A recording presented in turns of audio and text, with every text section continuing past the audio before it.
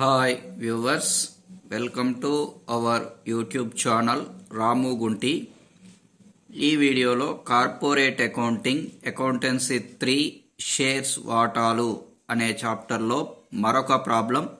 Equity వాటాలు, ఆధిక్యపు వాటాలు రెండూ జారీ చేసినప్పుడు కొంత మొత్తం వసూలు కాకుండా ఉండడం, ఆస్తి అప్పుల పట్టిక కూడా తయారు చేయడం అనేది 15 మార్క్స్కు సంబంధించిన ప్రాబ్లం అందిస్తున్నాము.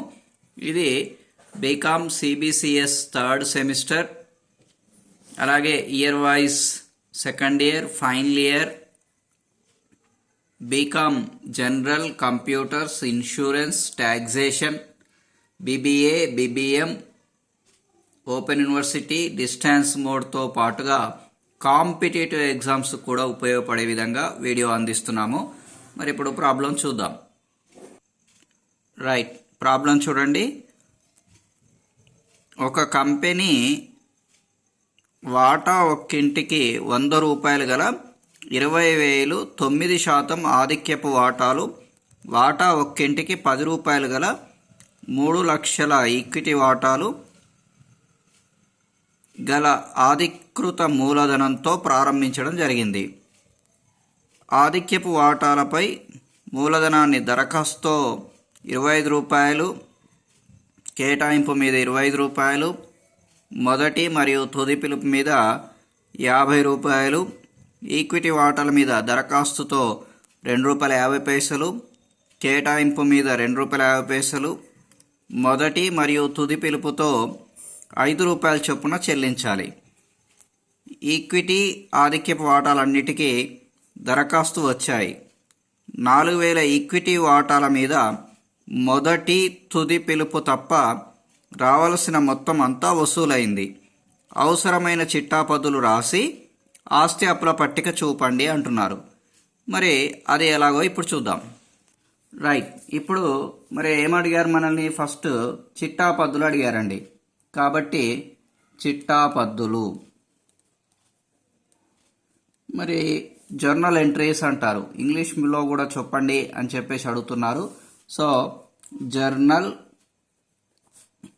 ఎంట్రీస్. మరి ఈ చిట్టాపద్దుల ప్రొఫార్మా మన అందరికీ తెలుసు. Telugu or English. Make the 2 horizontal lines. First one is date, particulars,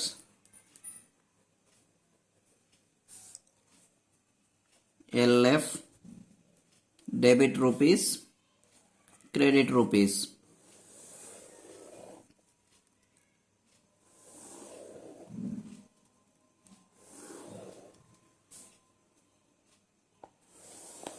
so date దగ్గర 1, 2, 3 అని వేసుకుంటూ వెళ్తాం కదా. మరి ఇప్పుడు ఫస్ట్ నెంబర్ 1 ఇక్కడ కనుక తీసుకున్నట్లయితే దరఖాస్తు వచ్చిందండి. సో దరఖాస్తు వస్తే మనకి ఏంటదండి? నగదు లేదా bank, cash or bank. So bank account debtor. మరి దరఖాస్తు వచ్చినప్పుడు ఏమేంటివండి? ఇక్కడ ఈక్విటీ వాటాలు, ఆధిక్యపు వాటాలు. కాబట్టి 2 ఆధిక్యపు వాటా మూలధనం ఖాతా. So preference share capital account. So next ఏంటి? 2 ఈక్విటీ వాటా మూలధనం ఖాతా.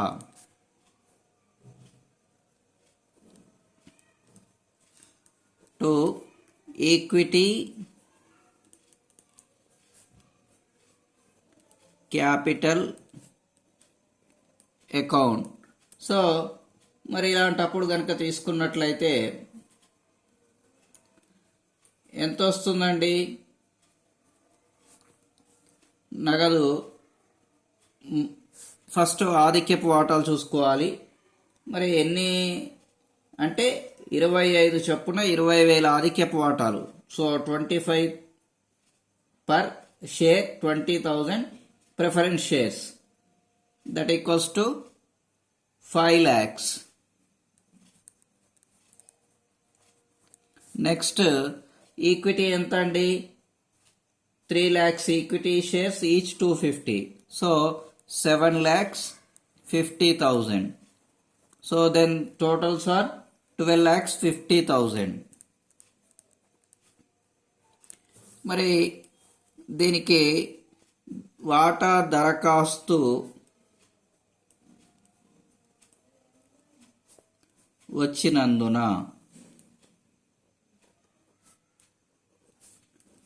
being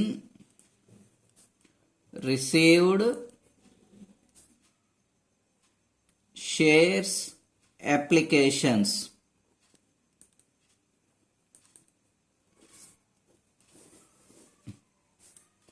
నెక్స్ట్ ఏంటి?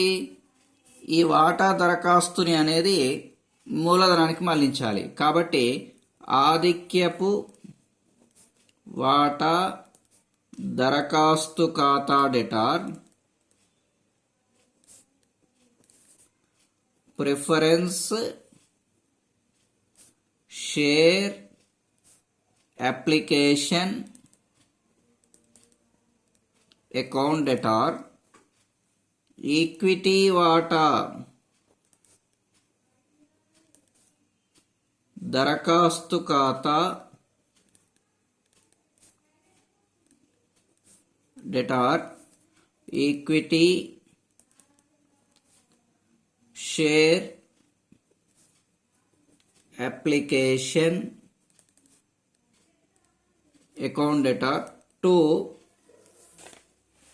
ఆధిక్యపు వాటా మూలధనం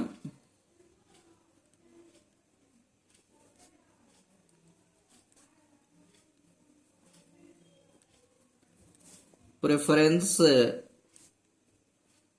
షేర్ క్యాపిటల్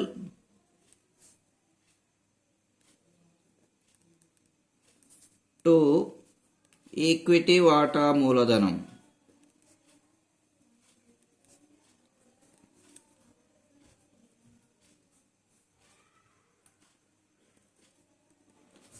ఈక్విటీ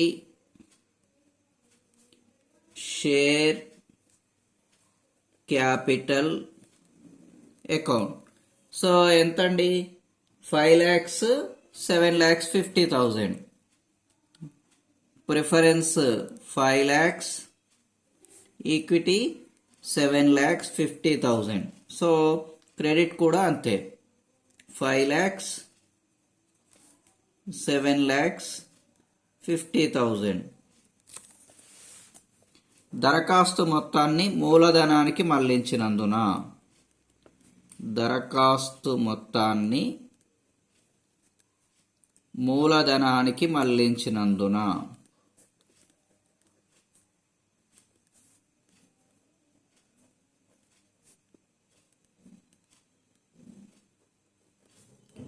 being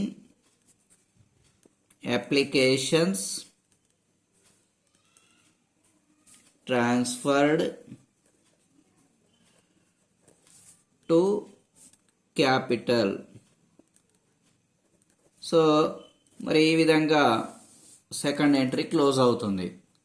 తర్వాత మరి మిగతాయి పిలుపులు కేటాయింపులు చూద్దాం. నెక్స్ట్ థర్డ్ ఎంట్రీ మరి డైరెక్ట్ ఇచ్చేస్తున్నాము, proforma. Right. So third entry ఏంటిదండి? కేటాయింపు రావాలి. కాబట్టి ఆధిక్యపు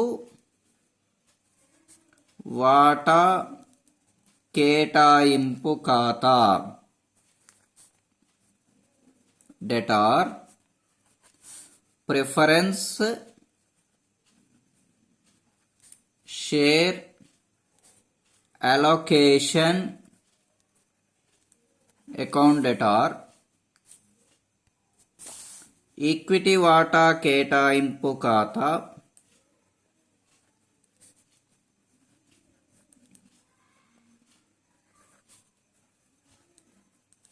debtor equity share allocation account debtor to equity వాటా మూలధనం ఖాతా, ఆధిక్యపు వాటా మూలధనం ఖాతా. కాబట్టి 2 ఆధిక్యపు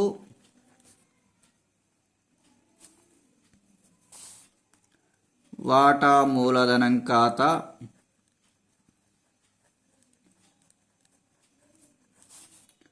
preference share capital account 2 equity వాటా మూలధనం ఖాతా. Equity share capital account. So మరి ఇక్కడ కనుక తీసుకున్నట్లయితే మనకి ఎంత రావాలండి? 20,000 ఆధిక్యపు వాటాలు, ఒక్కొక్కటి ₹2.50 చొప్పున. కాబట్టి ఎంత అవుతుంది? మరలా 5 lakhs అవుతుంది.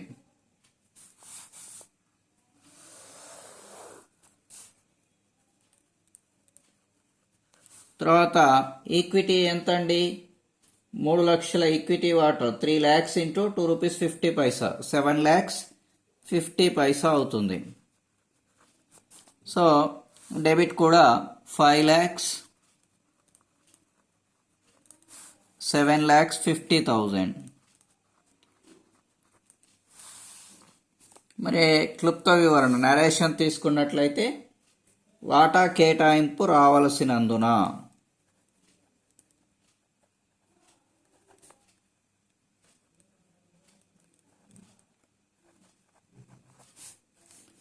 being share allocation preserve for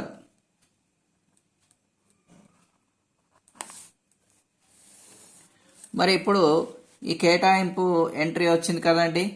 మరి ఇప్పుడు మనకి రావాలి కాబట్టి ఆల్రెడీ ఇది మూలధనానికి బదిలీ అయింది కాబట్టి నగదు రావాలి మనకి. సో అలాంటప్పుడు మరి ఎంట్రీ ఏంటి అని కనుక తీసుకున్నట్లయితే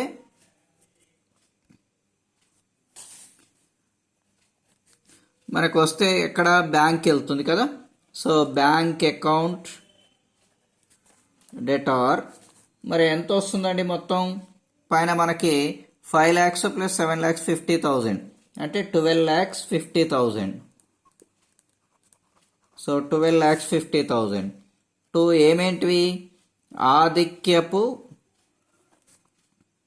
వాటా కేటాయింపు ఖాతా. So 2 preference share allocation account. 2 equity వాటా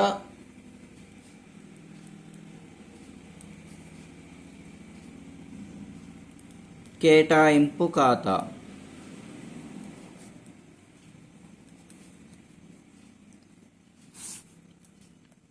equity share allocation account. So ఎంతండి? 5 lakhs preference, 7,50,000 equity. Right. So కేటాయింపు మొత్తం వసూలైనందున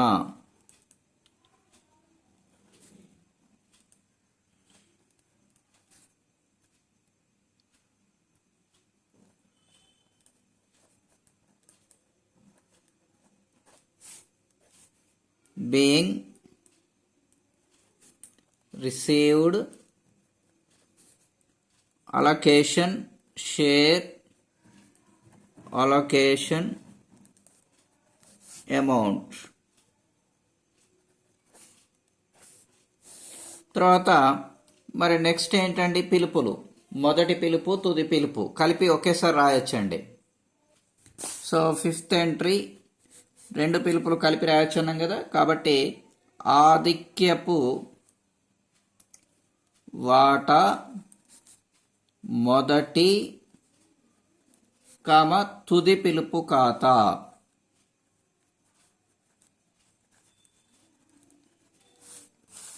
సో ఆధిక్యపు వాటా మొదటి పిలుపు తుది పిలుపు రెండు అండి. Preference share first and final call account debtor. అలాగే ఈక్విటీ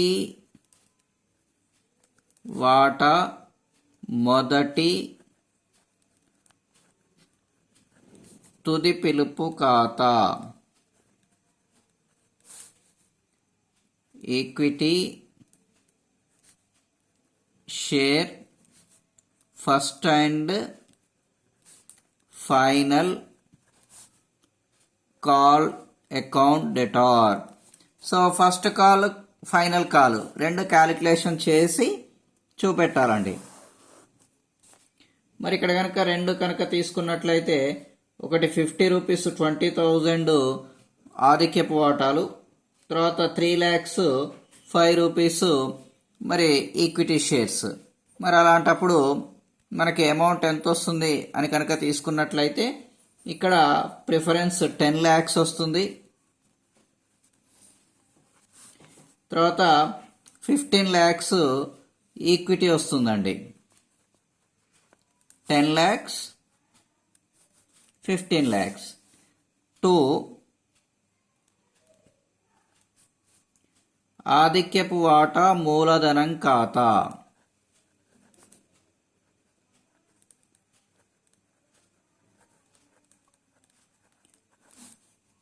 ఈ ప్రిఫరెన్స్ షేర్ క్యాపిటల్ అకౌంట్ ఎంత అండి? ఇక్కడ కనపడుతుంది చూడండి, 10 lakhs. ఎంట్రీ ఇంగ్లీషు తెలుగులో ఉండడం వల్ల పెద్దగా వస్తుంది, కొద్దిగా జాగ్రత్తగా చూడండి. టు ఈక్విటీ వాటా మూలధనం ఖాతా. ఈక్విటీ షేర్ క్యాపిటల్ అకౌంట్ ఎంత అండి? డెబిట్ వచ్చింది 15 lakhs.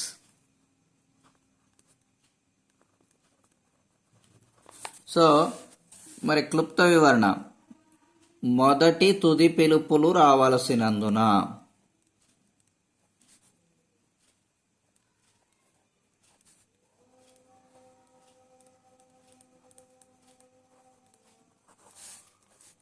being for first and final calls.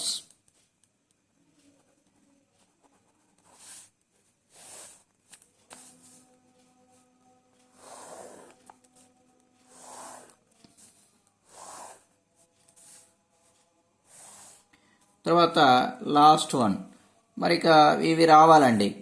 అయితే మీరు ఇక్కడ గమనించండి,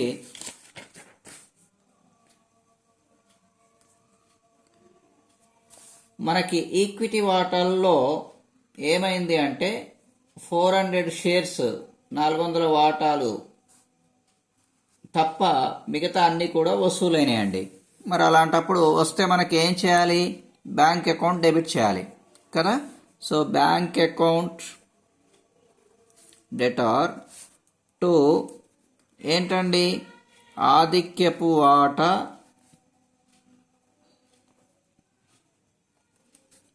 మొదటి తుది పిలుపు ఖాతా.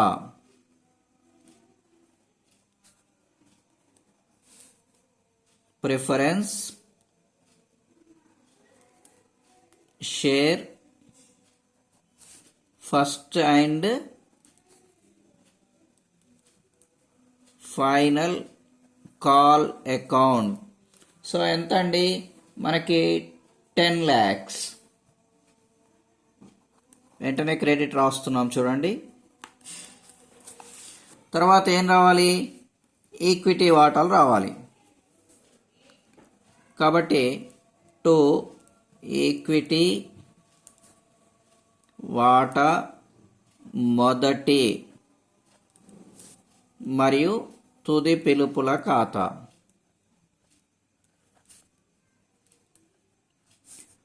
Equity share first and final call account. మరి ఇది 400 తప్ప మిగతా అంతా వచ్చిందండి. కాబట్టి 14,80,000 అవుతుంది. మరి ఇలాంటప్పుడు ఇక్కడ 10 lakhs, ఈ 14,80,000, బ్యాంక్ ఎంత అవుతుందండి? 24,80,000 అవుతుంది. ఇప్పుడు క్లుప్త వివరణ కనుక తీసుకున్నట్లయితే 400 ఈక్విటీ వాటాల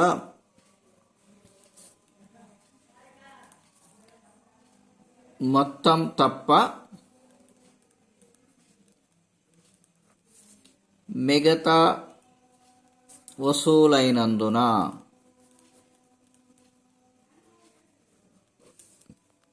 being first and final calls received except 400 equity shares. So ఈ విధంగా ఎంట్రీస్ క్లోజ్ అయిపోయినాయండి. మరి ఇప్పుడు బ్యాలెన్స్ షీట్ ప్రిపేర్ చేయాలి. సో ఆస్తి అప్పుల పట్టిక.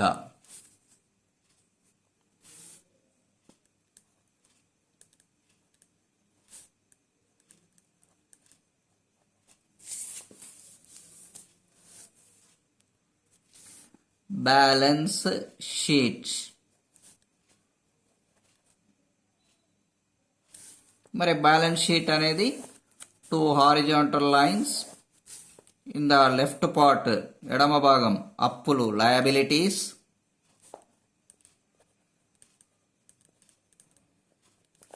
సో రైట్ పార్ట్ ఆస్తులు అసెట్స్. మరి పేపరు ఫోల్డ్ చేయండి మిడిల్లో. ఇలా ఫోల్డ్ చేస్తే మీకు 2 parts సెట్ అయిపోతుంది కంప్లీట్గా. మరి మనకి టోటల్గా ఎంట్రీస్ ప్రకారం బ్యాంక్ అంటే అసెట్, ఆస్తుల వైపు. మరి మొత్తం ఎంత వచ్చింది? అన్ని ఎంట్రీస్ కలిపి 40,80,000 అవుతుందండి, అన్ని ఎంట్రీస్ కలిపి. ఓకేనా? ఎంట్రీస్ బ్యాంక్ ఎక్కడొస్తే అక్కడ క్యాలిక్యులేట్ చేయాలి. మరి ఇప్పుడు క్యాపిటల్ అకౌంట్ కనుక తీసుకున్నట్లయితే మనకి ఆధిక్యపు వాటా మూలధనం,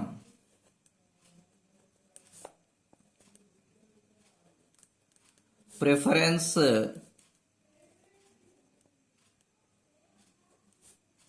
షేర్ క్యాపిటల్ ఎంత వచ్చిందండి మనకి? మొత్తం కలిపితే ఇక్కడ 20 lakhs అవుతుందండి, అన్ని ఎంట్రీస్ కలిపితే. తర్వాత నెక్స్ట్ ఏం రావాలి మనకి? ఈక్విటీ వాటా మూలధనం.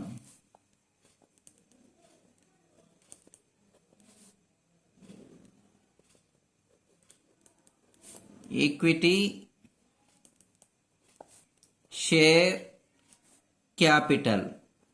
అయితే ఇక్కడ ఒక చిన్న విషయం అండి, స్మాల్ థింగ్ ఈజ్, మొత్తం మనకి ఎంత కలెక్ట్ కావాలండి? 30 lakhs కలెక్ట్ కావాలా? 30 lakhs కలెక్ట్ కావాలి. కానీ ఒక పిలుపులలో బకాయిలు ఉన్నాయండి, కాబట్టి తీసేయండి. మైనస్ పిలుపులలో బకాయిలు, కాల్స్ ఇన్ ఏరియాస్. సో ఎంత అండి? 20,000 రావాలా మనకి కాల్స్ ఇన్ ఏరియాస్. కాబట్టి సో ఎంత అవుతుందండి? ఇక్కడ 30 lakhsలో 20,000 తీసేస్తే 20,80,000 అవుతుంది. సో ఇప్పుడు మరి ఆల్రెడీ బ్యాంక్ 40,80,000 ఉంది, ఇది కూడా 40,80,000 అయిందండి. సో బోత్ సైడ్స్ కూడా ఈక్వల్ అయిపోయింది. మరి ఈ విధంగా ఈ రెండు మనకి షేర్స్ రిలీజ్ చేసినప్పుడు how to calculate, how to right entries అనేది నేర్చుకుంటారని ఆశిస్తూ వీడియో లైక్ చేయండి, షేర్ చేయండి, కామెంట్ చేయడం మర్చిపోకండి, సబ్స్క్రైబ్ తప్పకుండా చేయండి, గంట సింబల్ కొట్టిన తర్వాత ఆల్ అని నొక్కండి. ఓకేనా? All the best. Thank you.